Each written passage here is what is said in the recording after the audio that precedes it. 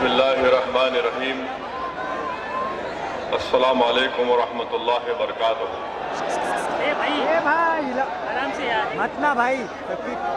उमरा के मजलिस इत्तेहादुल मुस्लिमीन के सदर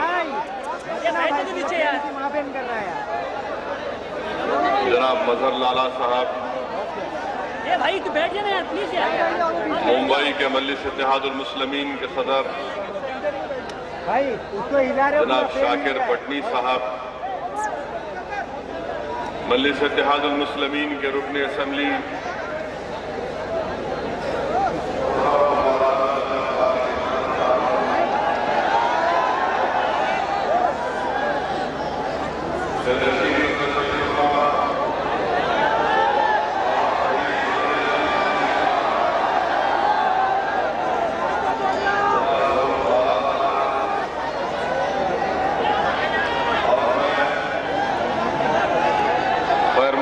करता हूं उन मोअज़्ज़िज़ हज़रात का जिन्होंने राष्ट्रवादी कांग्रेस को छोड़कर मजलिस इत्तेहादुल मुस्लिमीन में शमूलियत इख्तियार की। मैं दिल की गहराइयों से जनाब कमर भाई साहब का, शब्बीर साहब का, वसीम सैयद का और नासिर पठान साहब का शुक्रिया अदा करता हूं। मेरे भाई,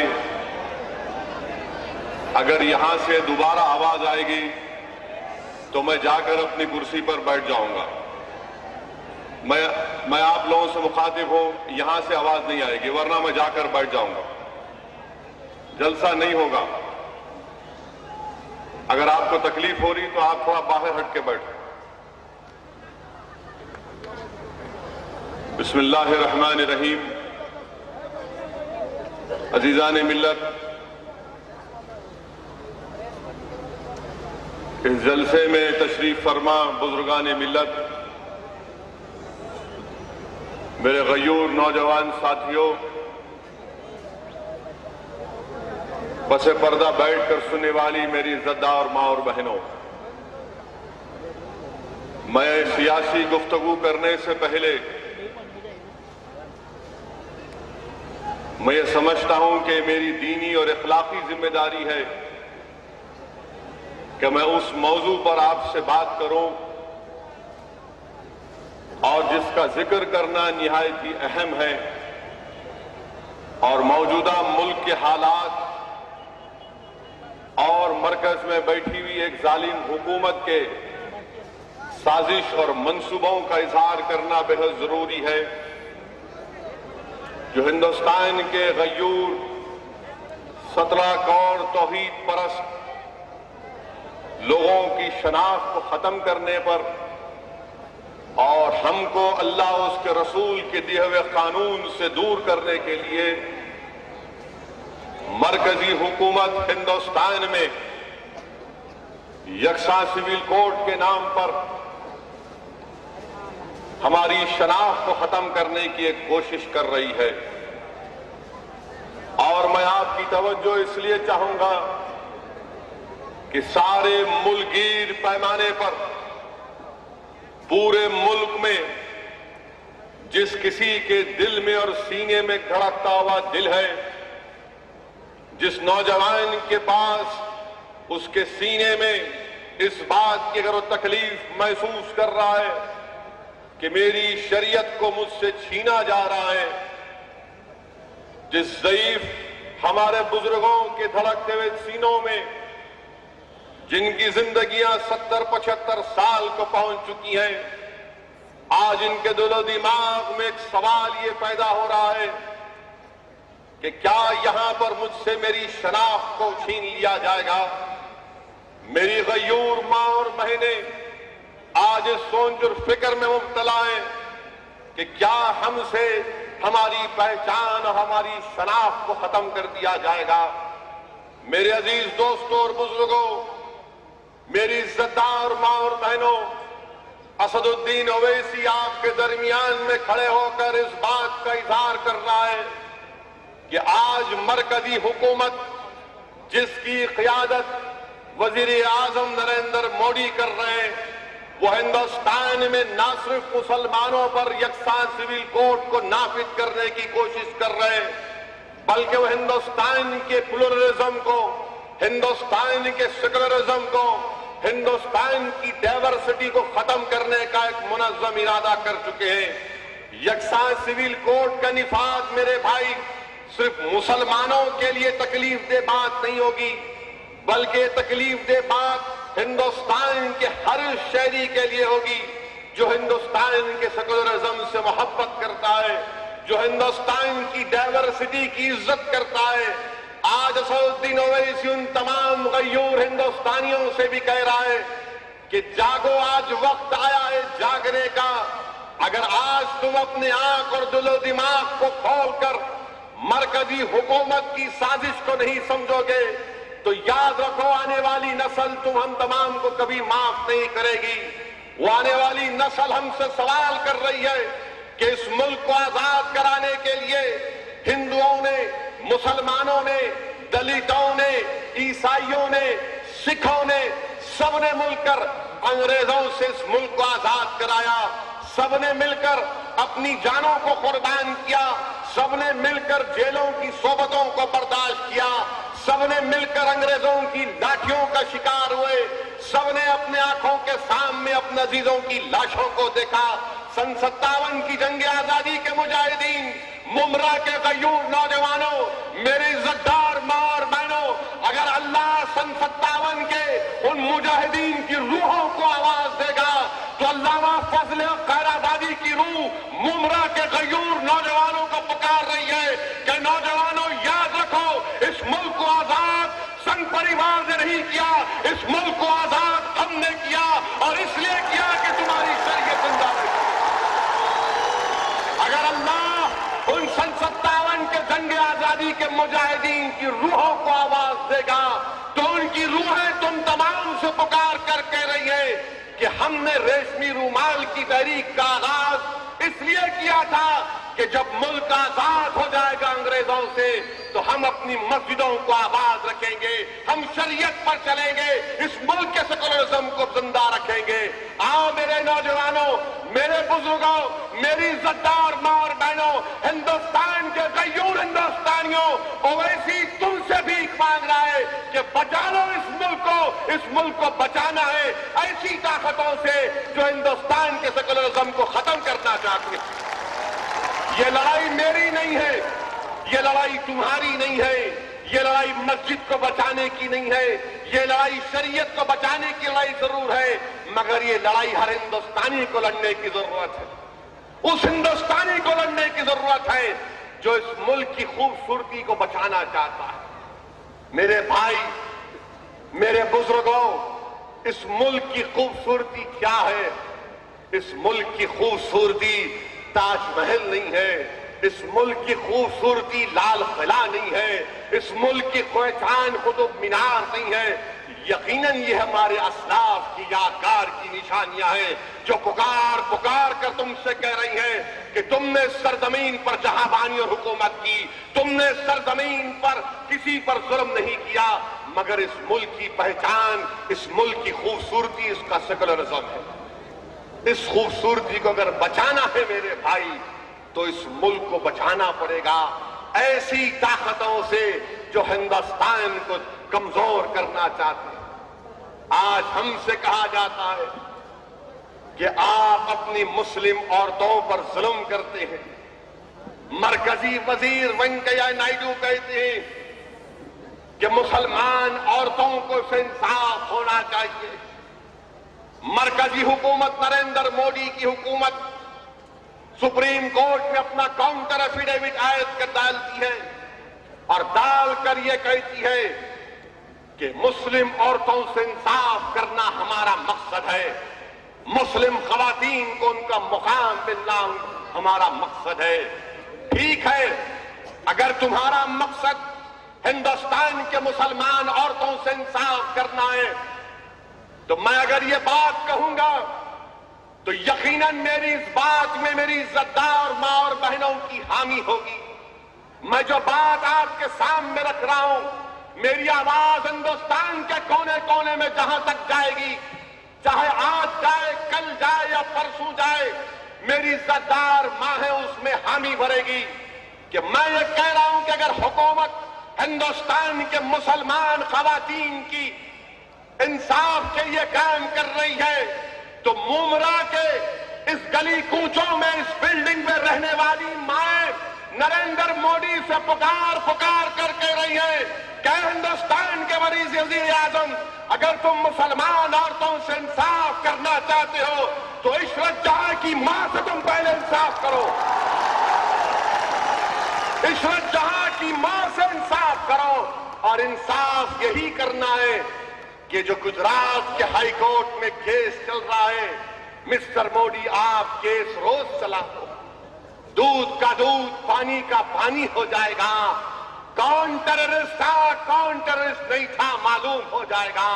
अगर नरेंद्र मोदी हिंदुस्तान के मुसलमानों की औरतों से इंसाफ करना चाह रहे हैं तो जितनी ज़ईफ औरतें आज इस बिल्डिंगों में बैठकर इस मजलिस के जलसे को सुन रही हैं, जहां तक मेरी आवाज जा रही है तो उन तमाम खवातीन की तरफ से, मेरी मां और बहनों की तरफ से मिस्टर मोदी, असदुद्दीन ओवैसी तुमसे कह रहा है कि ज़किया जाफरी से भी इंसाफ कर दो। वो औरत भी इंसाफ के लिए तड़प रही है। वो ज़किया जाफरी जो ऐसी बिल्डिंग थी, इसी बिल्डिंग में जाकर जब बना ली थी ज़किया जाफरी, उसकी आंखों के सामने एहसान जाफरी को मार दिया गया। मिस्टर मोदी, आपको याद होगा ना मिस्टर मोदी,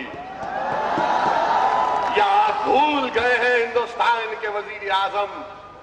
आप हिंदुस्तान के तख्त पर बैठकर हिंदुस्तान की सल्तनत के 2019 तक तो बादशाह बने हैं, मगर तख्त पर बैठने वाले बादशाह इंसाफ की जब आप बात करेंगे तो इंसाफ मजलूम से शुरू होता है और हिंदुस्तान में सबसे बड़े मजलूम ज़किया जाफरी। ज़किया जाफरी से इंसाफ करो।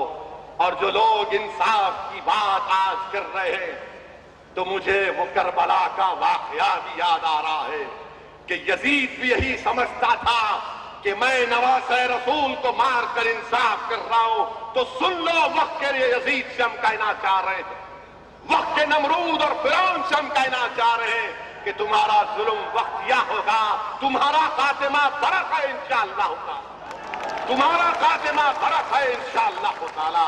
तारीख के सफात गवाह है कि इख्तिदार जिसके पास था और उसने इख्तिदार के नशे में जुल्म करना शुरू किया तो अल्लाह हर चीज को बर्दाश्त करता है। अल्लाह अपनी मखलूक पर जुल्म को कभी बर्दाश्त नहीं करता। और इंशाअल्लाह ताला आज ये लोग जो बड़ा सीना तान तान कर हमसे कह रहे हैं कि मुस्लिम खवातीन के इंसाफ के लिए हम ये कर रहे हैं, मैं इनसे पूछना चाहता हूं, मैं बीजेपी से पूछना चाहता हूं, जरा ये तो बताइए कि आप ये कहते हैं कि मुस्लिम औरतों पर जुल्म हो रहा है, मुसलमान अपनी बीवियों को तलाक दे रहे हैं। मेरे भाई, हुकूमत के फिगर हैं, नरेंद्र मोदी के फिगर हैं, आदादो शुमार है। क्या आदादो शुमार है कि हिंदुस्तान में 7 करोड़ 36 लाख मुसलमान शादीशुदा हैं। हिंदुस्तान में 7 करोड़ 36 लाख मुसलमान शादीशुदा हैं। इस 7 करोड़ 36 लाख में कितनों ने तलाक किया? कितनों ने तलाक किया? मैं अपनी मां और बहनों से भी कह रहा हूं कि मेरी बात का नोट कर लें। 7 करोड़ 36 लाख मुसलमान शादीशुदा हैं तो तलाक दिया 3,70,000 मुसलमानों ने। क्या परसेंटेज है वो? 1% भी नहीं, 0.116% है। अब आप बताइए मिस्टर मोदी मित्रों, अपनी मन की बात आप कर ही दो। आज हम तो अपनी मन की बात रख दिए, अब आप अपने मन की बात कर दो कि आपकी नजर में कितने कितने मर्दों की बीवियां अपने बीवी को छोड़कर दूर रह रही हैं? आपकी नजर में कितने खवातीन का तलाक हुआ है? ये फिगर भी आप अवाम के सामने रख दो। जब आइंदा आप रेडियो पर मन की बात करेंगे तो आप अपने मन की बात में ये आदादो शुमार रख दो कि मुसलमानों में इतनों ने तलाक किया और दीगर मज़ाहिब के मानने वालों ने इतना तलाक किया। मेरे भाई, यकीनन कोई भी नहीं चाहता कि किसी हमारी बहन की या हमारे भाई का शादी का इज़्दवाजी रिश्ता टूट जाए। हदीस शरीफ में आया कि तमाम चीजों में सबसे बुरी चीज जो अल्लाह की नजर में हो, तलाक देना। तलाक देना ये सबसे बुरी चीज है। मगर ये कहना कि नहीं मुस्लिम औरतों पर ही जुल्म हो रहा है, नहीं हिंदुस्तान के वजीर आजम, ये कहानी बहुत पुरानी हो चुकी है। ये कहानी बहुत पुरानी हो चुकी है। ये कहानी को हम पिछले 30-40 साल से सुन रहे हैं। अब आपकी कहानी पर हिंदुस्तान का मुसलमान यकीन करने वाला नहीं। मेरे भाई, मेरे बुजुर्गों और दोस्तों, दूसरा सवाल हमसे ये करते हैं, क्या करते हैं कि आप 2 शादियां कर लेते हैं।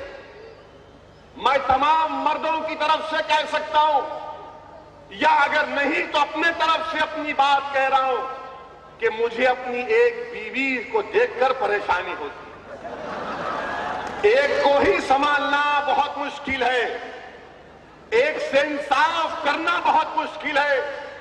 वाकई में जिगर वाले हैं जो 2-2 बीवियां रखते हैं, बहुत जिगर वाले हैं।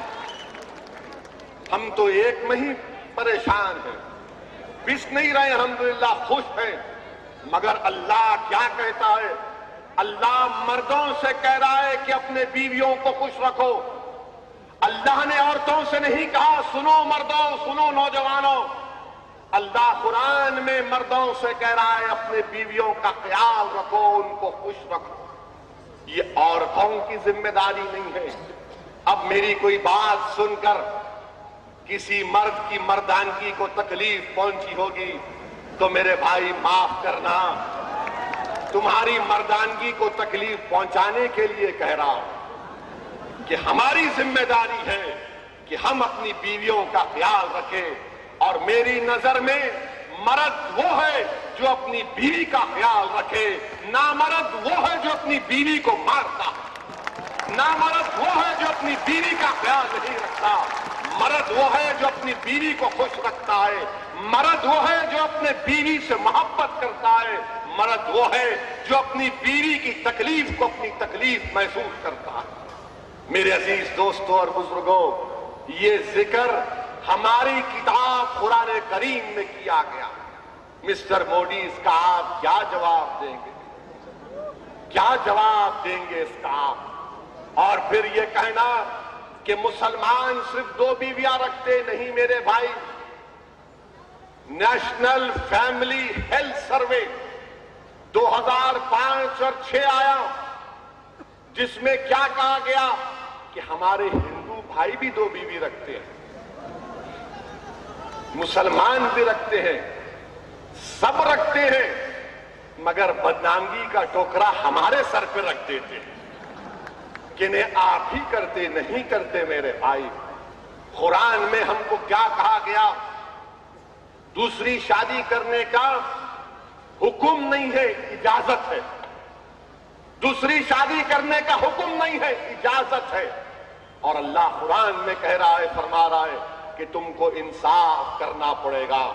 मैं आज के जलसे से इस बात को कहना जरूरी समझता हूं कि जो हमारे भाई 2 शादियां करे हैं, रसूलुल्लाह सल्लल्लाहु अलैहि वसल्लम के हदीस शरीफ को याद रखो कि रसूलुल्लाह सल्लल्लाहु अलैहि वसल्लम ने इरशाद फरमाया कि हशर के मैदान में लोग आएंगे, अपने आधे जिस्म के साथ आएंगे।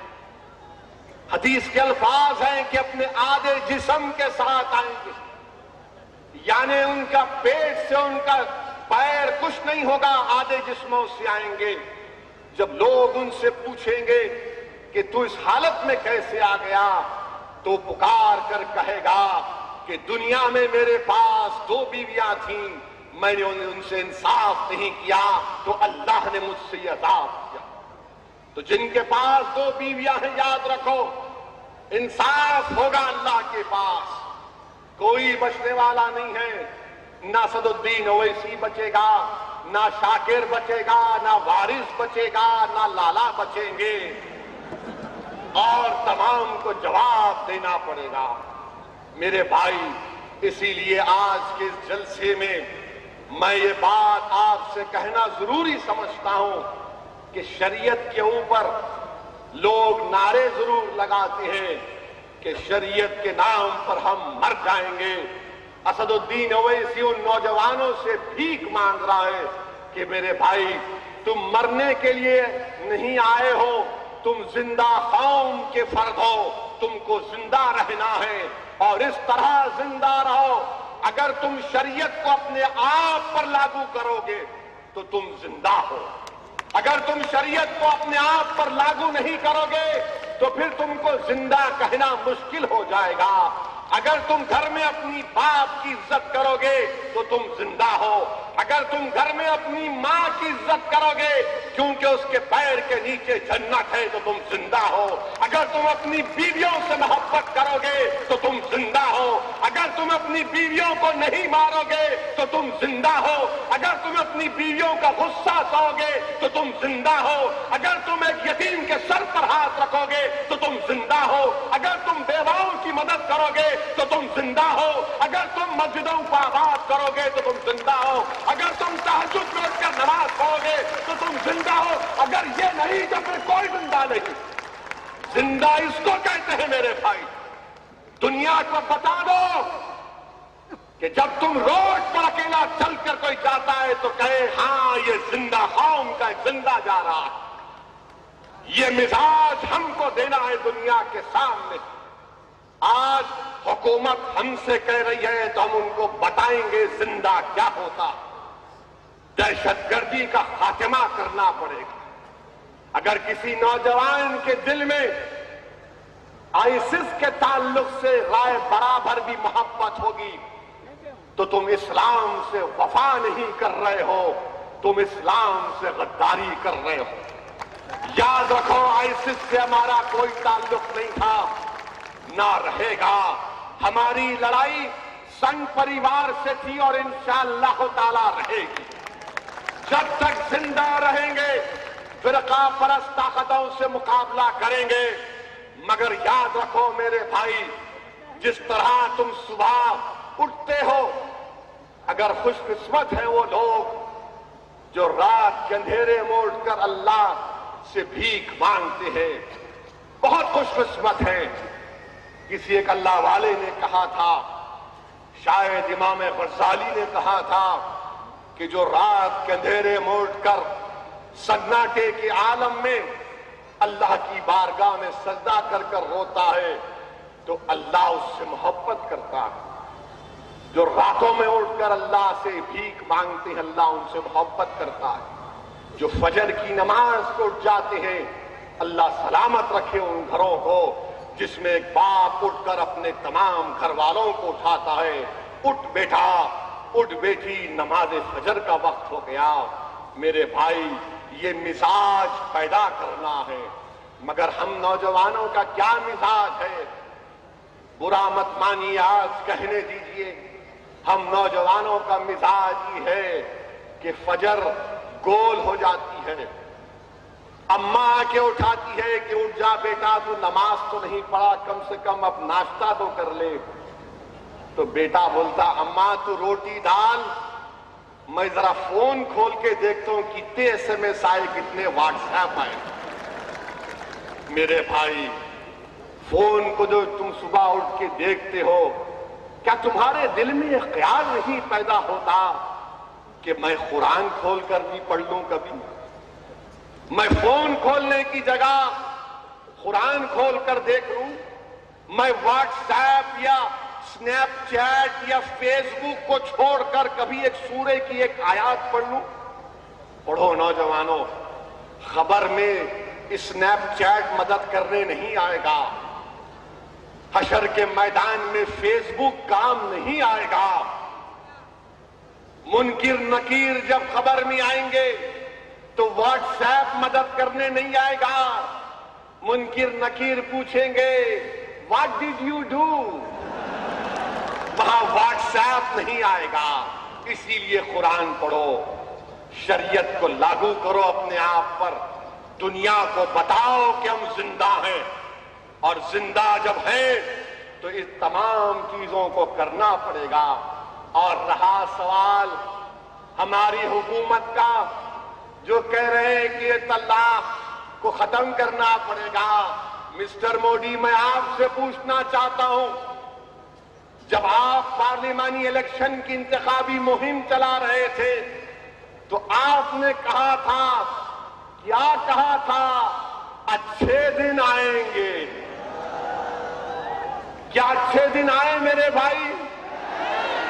मिस्टर मोदी, ये मुमरा के हजारों के तादाद में यहां पर मौजूद फर्जंदाने तौहीद और मेरी इज्जतदार मार बहनें पुकार कर आपसे कह रहे हैं कि अच्छे दिन को आपने तलाक तलाक तलाक दे दिया।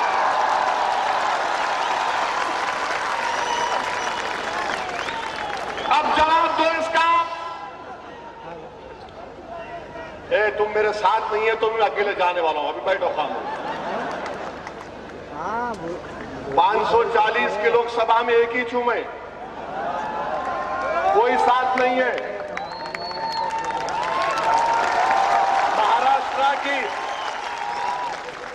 महाराष्ट्र के 280 है ना, 288 में खाली 2 ही है, कोई साथ नहीं है। ठहरो अभी आप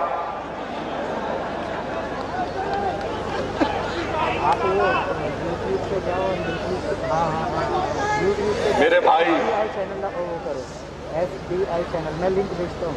पार्लियामेंट में हम अकेले जरूर हैं, महाराष्ट्र की असेंबली में आपकी दुआओं और वोटों की वजह से अल्लाह ने वारिस पठान और इम्तियाज जलील को कामयाब किया।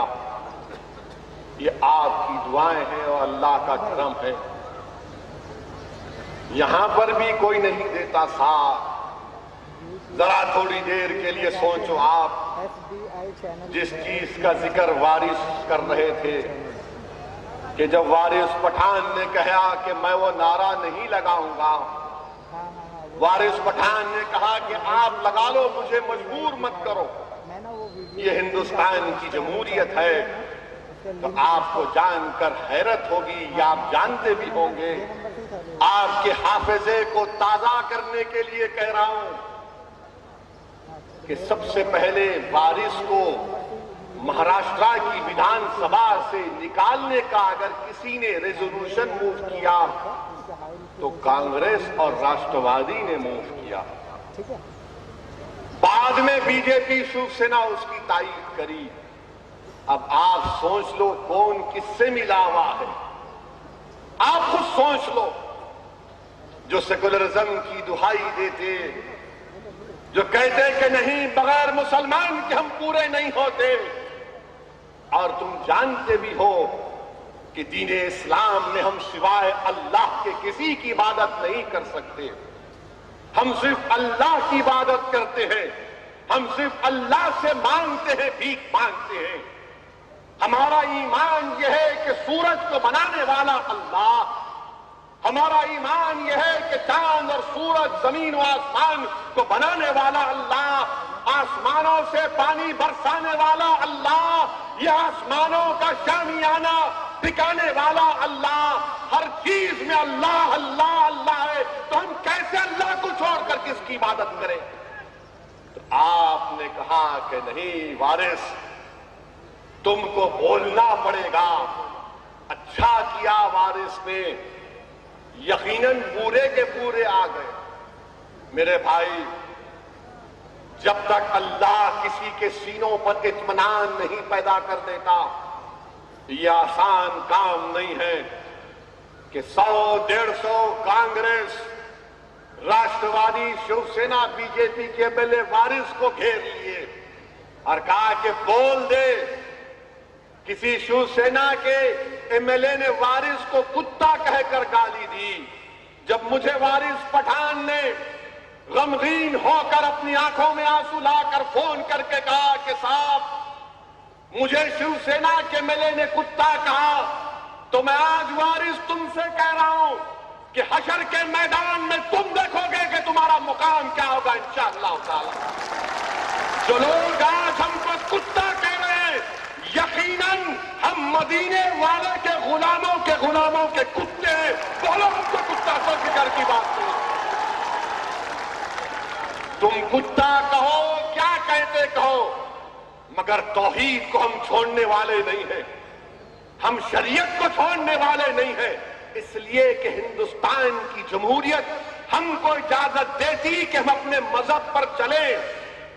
हिंदुस्तान की पार्लियामेंट्री डेमोक्रेसी हमको इस बात की इजाजत देती कि हम अपने मजहब पर चले। हमारा हिंदू भाई उनके मजहब पर चले, हमारा ईसाई भाई अपने मजहब पर चले, हमारा दलित भाई अंबेडकर को बाबा साहिब कहकर पुकारे, हमारा ट्राइबल भाई अपने तहजीब पर चले, हमारा ईसाई भाई अपने गिरजाघर को जाए। ये हिंदुस्तान है मिस्टर मोदी, ये संघ परिवार का हिंदुस्तान नहीं है, ये आरएसएस का हिंदुस्तान नहीं है, ये बीजेपी का हिंदुस्तान नहीं है, ये तमाम हिंदुस्तानियों का हिंदुस्तान है जिसमें हर एक को अपने मजहब पर चलने की इजाजत दी गई। मगर थोड़ी देर के लिए सोचो आप कि हमको गाली देने वाले खुद महाराष्ट्र की विधानसभा में कह रहे थे, बोल वारिस बोल बोल। आज बताइए आप हमारे दरमियान में, हमारे इलाकों में आते हैं और कहते हैं नहीं नहीं हम तो ऐसा नहीं करें। मेरे भाई पहचानो, आप पहचानो इन लोगों को। मेरा असली मौजू जिस पर मैं आ रहा था, तलाक के बाद आपसे कर रहा था। अच्छे दिन तो नहीं आए। वजीर आजम जहां कहीं जाते थे ऐसा बोलते थे अच्छे दिन, वहां से लोग बोलते आएंगे। मेरे भाई ना अच्छे दिन तो नहीं आए, बुरे दिन तो जरूर आ गए सबके। इतने बुरे दिन आ गए कि मिस्टर मोदी ने कहा था पार्लियामेंट में ना खाऊंगा ना खाने दूंगा, तो विजय मल्ल्या बोला खाऊंगा, खा के भाग जाऊंगा।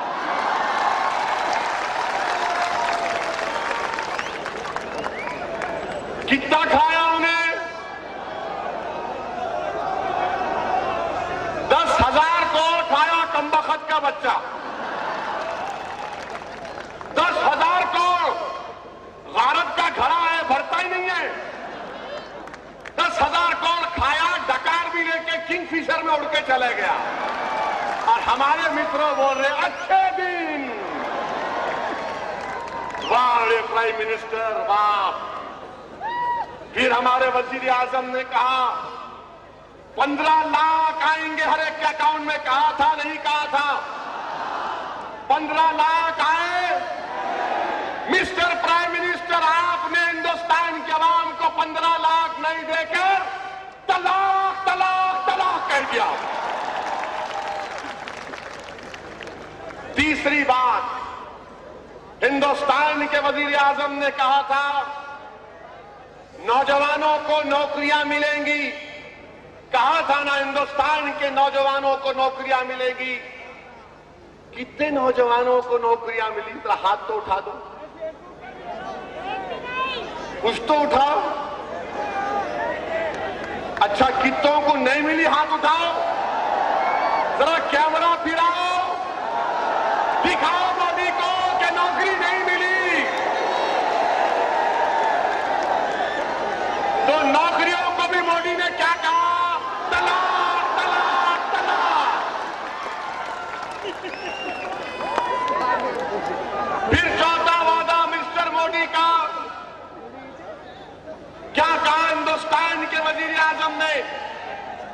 कह रही है, अभी खत्म नहीं हुई, अभी तो वार्म अप हुआ मैं।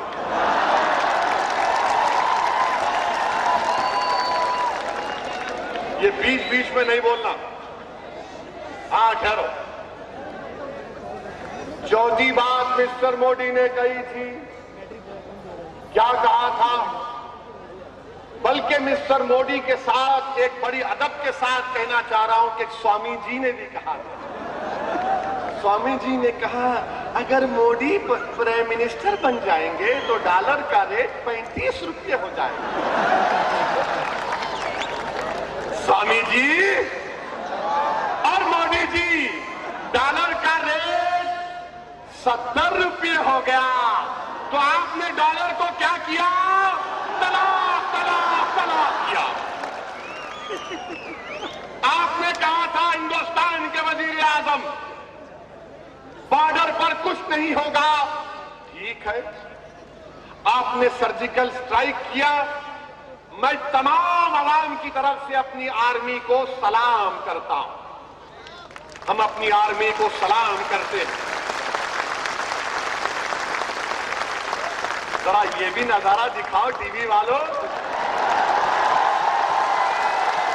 दिखाओ जरा नजारा ये, क्योंकि संघ परिवार के लोग जो 90 साल चड्डी पहन के 90 साल के बाद पैंट पहनना शुरू किए, वो बोलते मुमरा, भिवंडी, नागपारा, मदनपुरा, ये तमाम के तमाम हिंदुस्तान से मोहब्बत नहीं करते। अरे हम नहीं मोहब्बत करते तो हमसे ज्यादा कौन कर सकता है? हम मुमरा में पैदा हुए तो मरे तो भी यही कब्रिस्तान में जाते हम। मगर मेरे भाई, कश्मीर का मसला आपने हल करने का वादा किया था। आपने कहा था कि हम हल करेंगे। आपने इख्तिदार में हिस्सेदारी ले ली कश्मीर में। 100 दिन से कश्मीर में सिविल अनरेस्ट है, 100 दिन से वहां पर बंद है, 100 दिन हो गए, करीब 100 लोग मारे गए, बकरीद की नमाज भी नहीं हुई। तो मिस्टर मोदी, आपने क्या कहा? तलाक तलाक तलाक। आप कर रहे हैं, मैं नहीं कर रहा हूं। बड़े लोग बोलते हैं कि छेड़खानी नहीं करना जाके। मैं शरीर बच्चा जरूर हूं, मेरी शरारत को तुम नहीं जानते। आप आकर हमसे कह रहे थे ऐसा नहीं ये करना, और फिर सुप्रीम कोर्ट में जो रिप्लाई दाखिल किए, रिप्लाई में ये कहा कि पाकिस्तान में 2 शादियां नहीं होती, श्रीलंका में 2 शादियां नहीं होती, बांग्लादेश में नहीं होती, इंडोनेशिया में नहीं होती, अफगानिस्तान में नहीं होती, तुर्की में नहीं होती, तुनिसिया में नहीं होती, मोराको में नहीं होती, ईरान में नहीं होती। जहां तक मुझे मालूम है, सिवाय तुर्की को छोड़कर सब जगह दबा के 2 शादियां कर रहे, वहां पर सब कर रहे। फर्क क्या है उसमें लिख दिए, जरा मौलाना को जाके बोल देना तो शादी कर लेना। आप बोल रहे नहीं करते, हम बोल रहे पढ़ो। आप जो एफिडेविट डाल रहे उसमें आप लिख रहे और ये समझ रहे कि हिंदुस्तान का मुसलमान थम्स अप है। नहीं मिस्टर मोदी, हम थम्स अप नहीं, हम तो कोक के बाप है अभी। आप कह रहे हैं। और फिर मेरा सवाल हिंदुस्तान के वजीर आजम से ये है, मिस्टर मोदी, आप हमको पाकिस्तान से क्यों जोड़ रहे? हमको क्या करना है पाकिस्तान से? पाकिस्तान जमहूरियत है, पाकिस्तान डिक्टेटरशिप है, पाकिस्तान में जमहूरियत है, पाकिस्तान में आर्मी के पास ताकत है, पाकिस्तान में तबाही और बर्बादी है, पाकिस्तान में देवबंदियों, बरेलवी, सलफियों की मस्जिद में बम ब्लास्ट हो जाते, शियाओं को मार दिया जाता ताजियत के जुलूस में। आप ले जाके हमको पाकिस्तान से मिला रहे। आपको इतनी मोहब्बत कहीं को है भाई पाकिस्तान से? हमको तो नहीं है। हिंदुस्तान की आप तौहीन कर रहे हैं पाकिस्तान से मिलाकर मिस्टर मोदी। बांग्लादेश से हमको मिला रहे, वो बांग्लादेश जिसको हम पैदा किए 1971 में, हम पैदा किए, आप बांग्लादेश को हमसे मिला रहे, श्रीलंका को हमसे मिला रहे, मोरक्को जिसमें बादशाहत है, जमहूरियत नहीं है, आप हमको मिला रहे। मिस्टर मोदी, आप भारत की तौहीन कर रहे हैं। अगर आप कहते हैं कि भारत देश दुनिया में सबसे बेहतर है तो सही है, मगर आप हमको उनसे क्यों मिला रहे, हमको बताओ। आप हमारी शरीयत को क्यों खत्म करना चाह रहे आप तो कहते थे ना कि सबका साथ सबका विकास। कि अगर मैं अल्लाह उसके रसूल के बताए हुए कानून के मुताबिक अपनी जिंदगी गुजार रहा हूं, अपनी शादी और तलाक और जायदाद का हिस्सा बांट रहा हूं, तो आपको क्या हो रहा है, क्यों कर रहे हैं आप ये? इसका जवाब आपको देना पड़ेगा। और मरकजी हुकूमत के एक वजीर कह रहे हैं, जिनका नाम जनाब वेंकैया नायडू है, वेंकैया नायडू कह रहे हैं कि हिंदुस्तान में मजहबी कानून नहीं रहेगा। तो मैं वेंकैया नायडू साहब से कह रहा हूं, मिस्टर वेंकैया नायडू, अगर मजहब के नाम पर कानून नहीं रहेगा तो हिंदू अनडिवाइडेड फैमिली के टैक्स रिबेट्स क्यों आप सिर्फ हिंदुओं को दे रहे हैं, मुसलमानों को भी दो ना आप। हमको क्यों नहीं देते आप? हम भी इनकम टैक्स थोड़ा बचा लेते, हमारे पास भी पैसा थोड़ा बहुत है, हम बचा लेते, लाओ ना। नहीं देंगे। हमारे मुमरा में पीने को पानी नहीं देंगे, मुमरा में 8-8 घंटे लाइट नहीं देंगे, और बोलेंगे मीटर काम नहीं करता यहां पे। अरे जालिमो, तुम्हारा दिल का मीटर रुक चुका है हमारे लिए। हमारा मीटर तो सलामत है घर का भी, और हमारा दिल का मीटर भी बराबर सलामत है। तुम्हारे दिल का मीटर खत्म हो चुका है, तुम्हारे दिल के मीटर की रीडिंग बराबर नहीं आ रही। हमारे दिल का मीटर तो रीडिंग सामने है लोगों के। हिंदुस्तान के गयूर लोगों के दिल का मीटर आज तुम्हारे सामने बोल रहा है। देखो आज आप कैसे हमसे कहते, मेरे अजीज दोस्तों और बुजुर्गों, और फिर ये बोलते आप कि मुसलमानों में औरत को उसका हक नहीं मिलता। नौजवान यहां पर बहुत हैं, बुजुर्ग तो हैं यहां पर भी जो बात जानते होंगे, मगर नौजवानों के लिए बोलना चाहूंगा कि मिसाल दिया था हैदराबाद में, आपके सामने भी दे रहा हूं। अगर मिसाल के तौर पर नौजवानों, मेरे गयूर नौजवानों, मेरी इज्जतदार बहनों, अगर खुदा ना खास्ता किसी एक बाप का इंतकाल हो जाता है और वो 15,000 रुपये छोड़ के जाता है अपने एक बेटा और बेटी के लिए, तो हमारा हुक्म या हमारा कानून ये बोलता 10,000 बेटे के लिए, 5,000 बेटी के लिए। तो आरएसएस वाले बोलते हां बेटी को नहीं मिलता। तो मेरे से एक आरएसएस के आदमी ने पूछा ये क्या है? मैंने कहा जनाब पहले तुम शादी करो, बाद में मेरे से पूछो। तो 5,000 बच्ची को जो मिलता वो उसका पैसा है, फिक्स डिपॉजिट। जब बच्ची की शादी होती तो उसको मेहर मिलता, वो देना है तुमको। ऐसा नहीं कि बीवी को आइसक्रीम खिलाते खिलाते हल्लू बोले बेगम माफ तो कर दो ना, वो नहीं बोलना मेरे भाई। औरत को उसका मेहर देना, मर्द है वो जो औरत को फौरन मेहर दे देता, ये लो ये तुम्हारा मेहर। तो औरत को मेहर मिल गया, 10,000 रुपये हो गए। अब जो बच्चे बेटे के पास 10,000 है उसको शादी करना है, उन्हें जाके बोलता मैं शादी कर रहा हूं। बच्ची का बाप बोलता 5,000 रुपये मेहर, 5,000 रुपये चले गए। अब बचे 5,000, उसमें माँ बाप का ख्याल भी करना है, घर भी चलाना है। ए जालिमो, ये इंसाफ हमारे पास ये है। अब आप मुझसे ये बता दो कि अगर मेरी बात बुरी लगती है तो मुझे माफ कर दो। मिस्टर वेंकैया नायडू, क्या आपके पास बच्ची कतरा होती है, खानदान की बड़ी होती है? आप कानून चेंज कर दो ना, आप कर दो ना कानून। आप हम पे उंगलियां उठाते हैं। और मेरे भाई, हिंदुस्तान की बहुत बड़ी रियासतें हैं जहां पर अगर एग्रीकल्चर की लैंड में हमारी हिंदू बहनों को हिस्सा नहीं मिलता, क्यों नहीं हुकूमत देती वो? ये तमाम बातें हैं मेरे भाई। और फिर ये कानून की बात कर रहे हैं औरतों के तहफ्फुज़ का।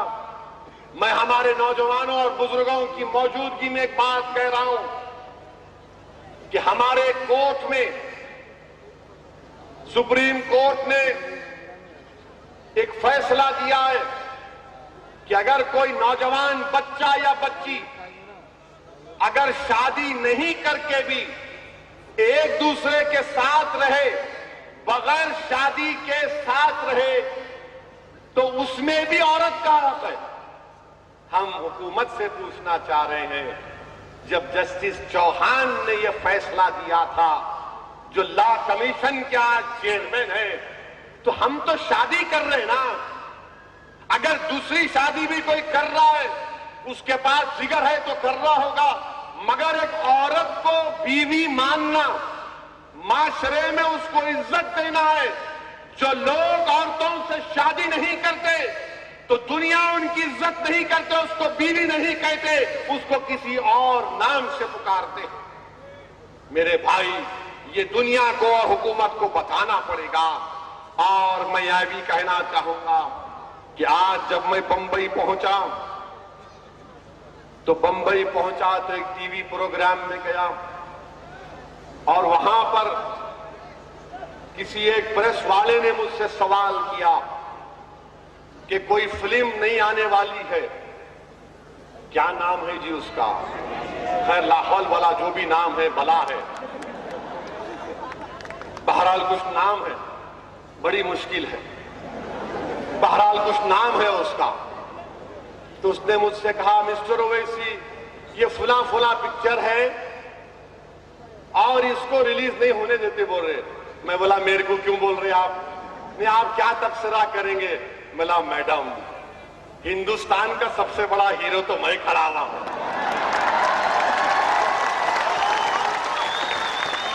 आप ये कौन से पिक्चर की बात कर रहे हैं? हम तो अपनी पिक्चर बना रहे हैं अभी। आज पिक्चर की शूटिंग है मुंब्रा में, आप आइए। तो बोले, नहीं नहीं, आप क्या मजाक कर लेते? बोला, नहीं, सही बोल रहे, मजाक ही कर रहा हूं। मैं का हीरो? मैं तो विलन हूं। मैं तो भड़का भाषण देता हूं ना, मैं तो लड़ाता हूं लोगों को। ये देखो, माइक भी गिर गया। चलिए हाजी साहब, शुक्रिया, अल्लाह अकबर। अरे लोग जानते आपको, हाँ? तो फिर मैडम ने कहा, हमारे जर्नलिस्ट ने कहा, नहीं नहीं, मजाक मत करिए। मैंने कहा, ठीक है, मजाक हो गया, सीरियस बात करेंगे। मैंने कहा, क्या हुआ? बोले कि चीफ मिनिस्टर फडणवीस के पास मीटिंग हुई और मीटिंग में यह तय पाया कि कोई पिक्चर में एक पाकिस्तानी काम कर रहा, तो यह तय किया गया कि अब जो भी पाकिस्तानी जिस फिल्म में काम करेगा, वो फिल्म वाला 5 करोड़ रुपये आर्मी को देगा। मैं ये सुन के ताज्जुब किया। आज इस जलसे के इंतजामात में हमारे पुलिस के हजरात बैठे हुए हैं, ये अपनी ड्यूटी निभा रहे हैं। जब मैं ये सुना तो मैं बोला, मैडम अब इसका जवाब नहीं दे सकता, मैं बाद में दूंगा। मैं जाकर अंदर बैठ गया, बारिश बात में आए।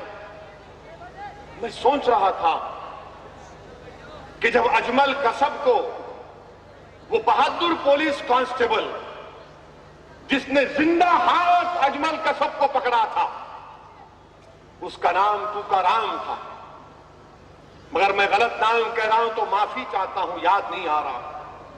उसने अजमल कसब को जिंदा पकड़ा और पकड़कर अपनी जान लगा दी, उसमें उसकी जान चले गई। मुझे ये सोचने पर मजबूर हूं और ये बोलने पर मजबूर हूं कि अगर एक पाकिस्तानी किसी फिल्म में काम करेगा तो आर्मी को 5 करोड़ रुपये अरे लानत है इसे 5 करोड़ रुपए के लिए, क्योंकि हिंदुस्तान की आर्मी का एक एक सिपाही करोड़ों रुपए का है, 5 करोड़ का नहीं हो सकता हिंदुस्तान का सिपाही। ये जो हमारी पुलिस, हो सकता है कि इनकी हरकतों से हम नहीं मानते होंगे फसादात में, मगर ये देश का काम कर रहे हैं। क्या इनकी जान की कीमत 5 करोड़ रुपए हो सकती है?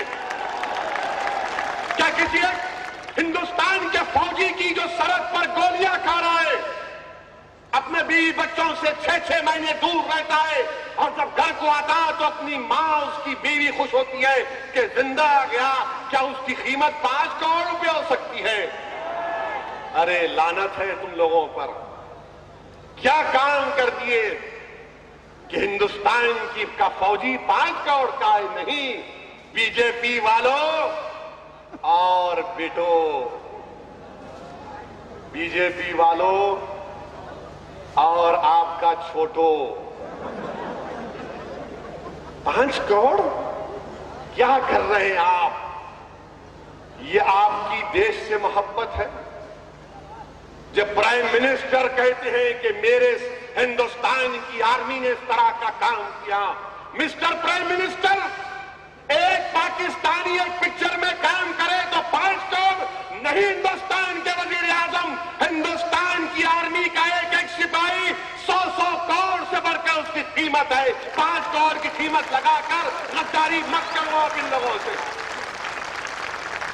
ये कर रहे हैं, अब फिर पिक्चर रिलीज हो जाएगी, थोड़े दिन के बाद ताल्लुकात अच्छे होंगे, और ताज्जुब नहीं करना जब शरीफ साहब यहाँ आएंगे या मोदी साहब वहां जाएंगे। पिछली मर्तबा मंगनी में गए थे, अब की मर्तबा निकाह में जाएंगे। मगर वो मामले में भी क्या कर दिए,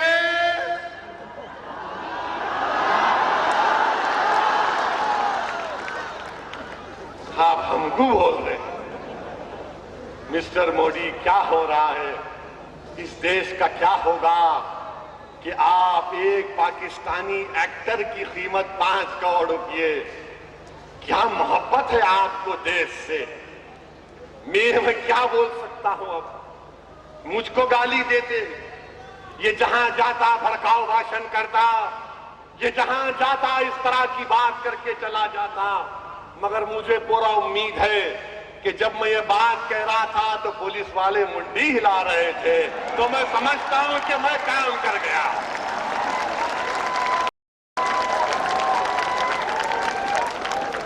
5 करोड़ कीमत नहीं हो सकती मेरे भाई। कौन है जी ये पाकिस्तान का एक्टर? ऐसे हजारों हमारे पास मुमरा में एक से एक खूबसूरत माशाअल्लाह। मगर पढ़ो, खाली स्टाइल मारने से नहीं होता। पढ़ो, स्कूल को जाओ, कॉलेज को जाओ, डॉक्टर बनो, इंजीनियर बनो, लॉयर बनो, वकील बनो, साइंटिस्ट बनो, पॉलिटिशियन बनो, हर चीज बनो, ताकतवर बनो, इज्जतदार बनो, अल्लाह तुमको ताकत से नवाज देगा। मगर पढ़ो मेरे भाई, पढ़ो। तुम जब पढ़ोगे, तुम जब लिखोगे, तो याद रखो हमारा हथियार हमारा इल्म है, हमारी ताकत हमारा इल्म है, हमारी पहचान हमारा इल्म है। हमारा दीन हमसे कहता है इक़रा। कुरान की पहली आयत जो नाजिल की गई, अल्लाह ने क्या हुक्म फरमाया? पढ़ो, पढ़ो, पढ़ो, खूब पढ़ो। हां, जब बात पढ़ाई की आई तो फिर मुमरा का हाल तो बड़ा बुरा है, आवाज बहुत बुरा है। ये गए थे राष्ट्रवादी के मालेगांव गए थे लोग। मालेगांव जाके वहां पर बोले ओवैसी जो है, ये मंजलिस वाले वारिस पठान को सस्पेंड करा के मालेगांव गए। ये लोग मिले हुए हैं उनसे, इनसे मिले हुए हैं, उनसे मिले हुए हैं। मेरे भाई, हम कितों के सगे ये तो बता दो। अल्लाह के करम से मेरा एक ही साला है, समझे आप। इसीलिए बोलते मुंह को नहीं लगना हमारे, हाथ दिखा देता तो झूठ उड़ जाता है यार। हमारे मुंह को लगे तो मित्रों को हम बोल देते तुम कहां बाबू।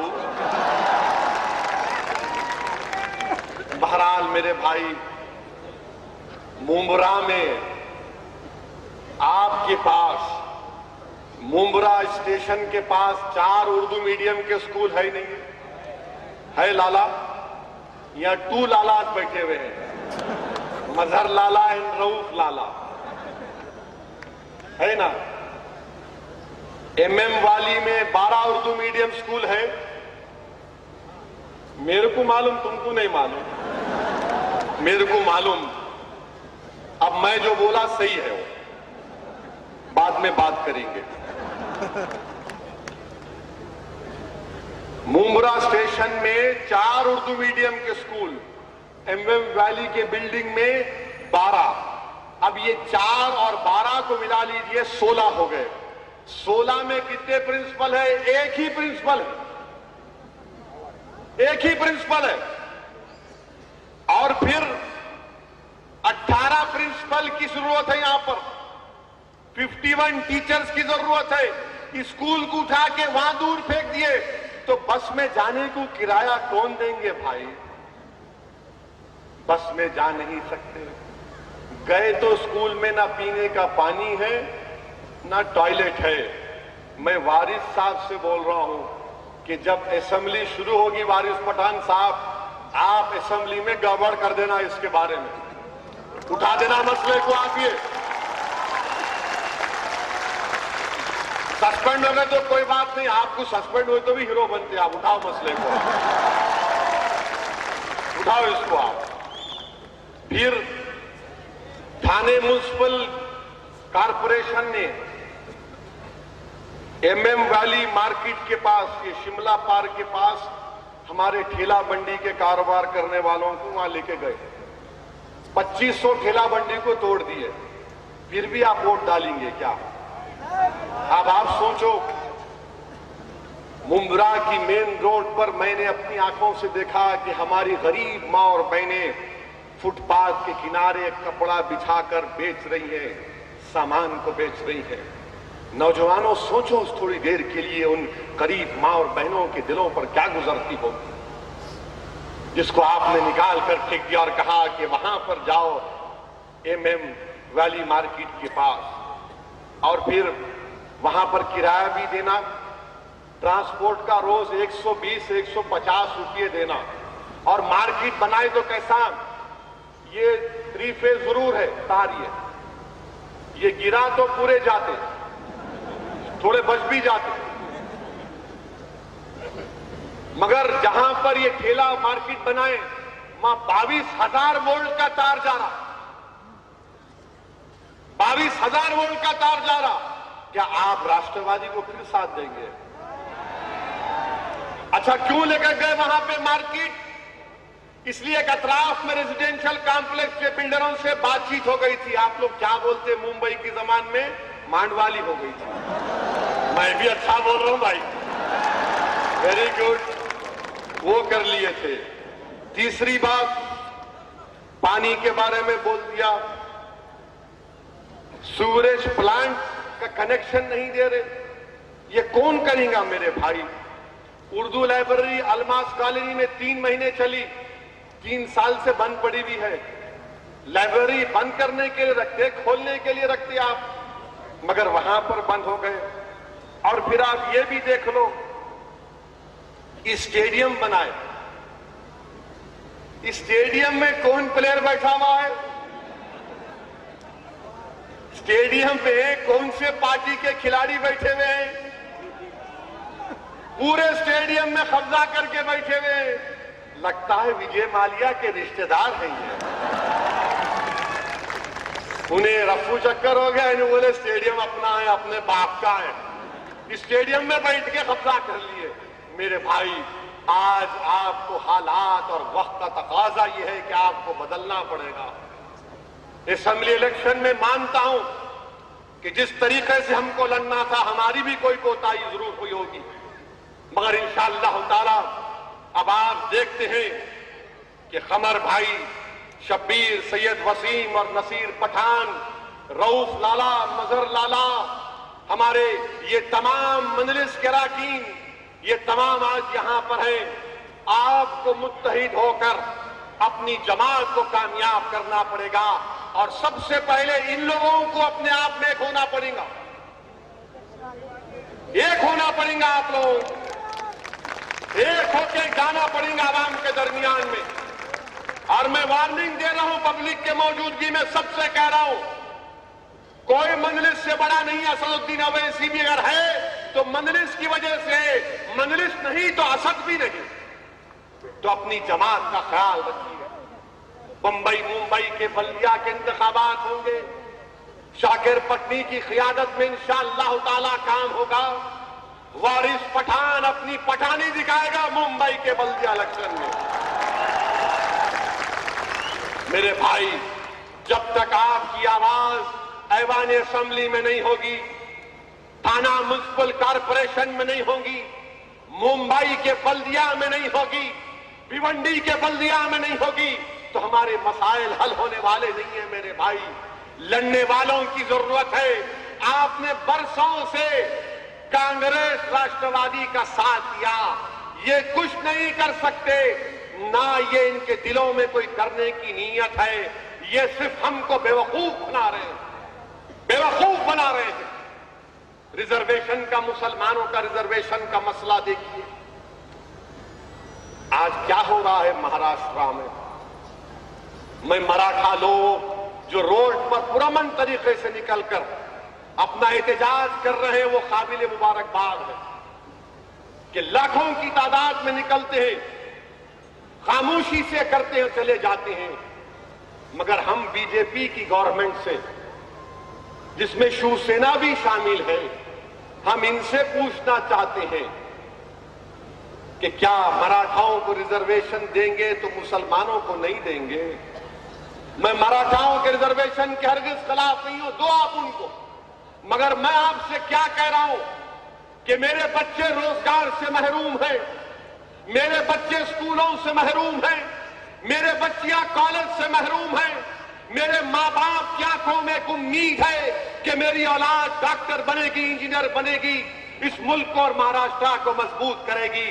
तो मेरी पसमानदगी की बुनियाद पर, इस्लाम के नाम पर नहीं, मुसलमानों की बैकवर्डनेस के ऊपर, सोशल एजुकेशनल बैकवर्डनेस के ऊपर आप मुसलमानों को रिजर्वेशन क्यों नहीं देते? आप दो ना रिजर्वेशन हमको, आप क्यों नहीं देते? आप हमको रिजर्वेशन क्या करें हम? अरे हम तो सबसे पसमानदा हैं। गवर्नमेंट की नौकरियों में हम सबसे नीचे, पुलिस की नौकरियों में हम सबसे नीचे, आईपीएस ऑफिसरों में सबसे नीचे, डॉक्टरों में से नहीं बनते, हमारे बच्चों का एडमिशन नहीं होता, इंजीनियर में हमारा नहीं होता, टीचर हमारे स्कूल को नहीं है। तो रिजर्वेशन क्यों नहीं देते हमको आप? आज महाराष्ट्र का मुसलमान रिजर्वेशन का मुतालबा कर रहा है। हाई कोर्ट ने मुसलमानों के रिजर्वेशन का इंतजाम किया। हाई कोर्ट ने कहा कि मुसलमानों को रिजर्वेशन दो।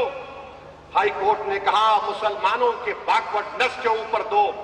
इस्लाम के नाम पर हम नहीं पूछ रहे हैं, हमारी बैकवर्डनेस के नाम पर हम पूछ रहे हैं। मिस्टर मोदी, आपने कहा था सबका साथ सबका विकास। मेरे भाई, सोचो आप थोड़ी देर के लिए कि गुजरात में पटेलों को रिजर्वेशन की दिया जाता है, हरियाणा में जाटों को दिया जाता है, मराठा लोग अपनी ताकत को दिखा रहे हैं, और किसी को बीजेपी नहीं देना चाहती तो मुसलमान को नहीं देना चाहती। आप बताइए थोड़ी देर के लिए कि मुस्लिम औरतों को इंसाफ की बात करते हैं तो फिर मुस्लिम बच्चियों के इंसाफ की बात क्यों नहीं करते? हमारे बच्चियां पढ़ना चाहते मिस्टर मोदी, हमारे बच्चियां डॉक्टर बनना चाहते, हमारे बच्चियां पायलट बनना चाहते, आप रिजर्वेशन क्यों नहीं देते उनको? बीजेपी इसके ताल्लुक से क्यों खामोश है? मेरे भाई, कांग्रेस ने, राष्ट्रवादी ने क्या किया? कांग्रेस और राष्ट्रवादी ने धोखा दिया, इलेक्शन से पहले ऑर्डिनेंस जारी कर दिया, उसको कानून की शक्ल का रूप उसका अख्तियार करने नहीं दिया, आधा काम करके चले गए। और ये हमेशा आधा काम करते कांग्रेस राष्ट्रवादी वाले। मालेगांव का बम ब्लास्ट हुआ, ओ भाई अभी 6-7 मिनट, हेलो डर जाओ, 6-7 मिनट में वोट हो सकता, 15 मिनट में वोट हो गया तो 6 मिनट में नहीं होगा। क्यों नहीं देते हमको आप? मालेगांव का बम ब्लास्ट हम पूछना चाहते आरएसएस वालों से। ये हर बार बोलते कि इस मुल्क को इस्लामिक टेररिज्म से खतरा है। मेरे भाई, मैं आपके सामने जो बात कह रहा हूं जहन नशीन कर लो। अगर कोई प्रेस वाला आपसे सवाल करेगा इस्लामिक टेररिज्म के ऊपर, हेमंत करकरे अगर जिंदा होते, शहीद हेमंत करकरे, तो हेमंत करकरे ने मालेगांव के 2006 के बम ब्लास्ट में चार्जशीट जो डाली थी, उस चार्जशीट का सफे नंबर 66 ये कहता है कि लेफ्टिनेंट कर्नल पुरोहित, मेजर उपाध्याय, ये लोग, इनके पास हथियार था, ये इजराइल से जाकर हथियार लाए थे। इसमें कहा गया, और हमारे वजीर आजम तकरीर में बोलते कि इजराइल की तरह हमने काम किया। मिस्टर मोदी, ये कहां का रिश्ता जोड़ रहे आप? कर्नल उपाध्याय तो बोला है इजराइल के बारे में कि इजरायली हुकूमत ने इनको हथियार देने का वादा किया, इजरायली हुकूमत ने इनको वहां पर दफ्तर देने का वादा किया। ये मेरे अल्फाज नहीं है, हेमंत करकरे की फाइल करदा चार्जशीट में पेज नंबर 66 में कहा गया। और फिर हिमायत बेग का केस आपके सामने है। हिमायत बेग को सजा जरूर हुई, मगर जर्मन बेकरी में नहीं हुई। हिमायत बेग के पास जो एक्सप्लोजिव निकला, वो जर्मन बेकरी के लिए नहीं इस्तेमाल हुआ। मेरे अजीज दोस्तों और बुजुर्गों, हिंदुस्तान के हालात और वक्त का तकाजा यह है कि मुत्तहिद हो जाओ मेरे भाई। हम अपने अपने मसलक पर चल सकते हैं, हम बरेलवी हो सकते हैं, देवबंदी हो सकते हैं, सलफी हो सकते हैं, शिया है, मगर मेरे भाई हम मुसलमान भी तो हैं। मुत्तहिद हो जाओ। दलितों को अपने साथ लेना पड़ेगा। ये दलित पिछड़े हैं, ये दलित कमजोर हैं, इन दलितों को साथ लेकर इन जालिम ताकतों से हमको मुकाबला करना पड़ेगा। मैं हमारे महाराष्ट्र के दलित भाइयों से कहना चाह रहा हूं, आप असदुद्दीन ओवैसी को भी अपना छोटा भाई समझो।